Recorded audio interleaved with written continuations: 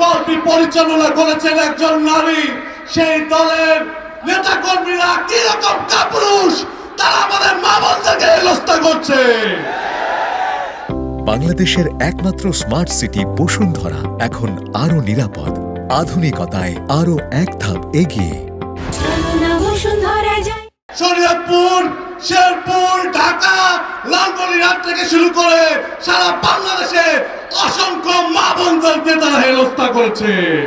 অথচ আমরা নির্বাচন কমিশন থেকে শুরু করে আইন শৃঙ্খলা বাহিনীর কোন উদ্যোগ দেখতে পাচ্ছি না। আমরা হুঁশিয়ারি উচ্চারণ করতে চাই, আপনারা যত বেশি ভাইলেন্ট হবেন, এদেশের মানুষ বোকা নয়। 12ই ফেব্রুয়ারি আপনাদেরকে উত্তম জবাব দেওয়া হবে ইনশাআল্লাহ।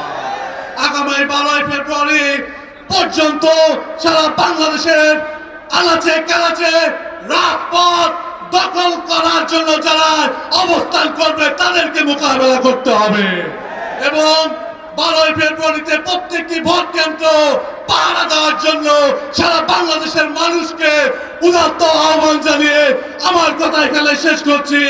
নারায়ে তাকবীর, নারায়ে তাকবীর, ইনকিলাব ইনকিলাব,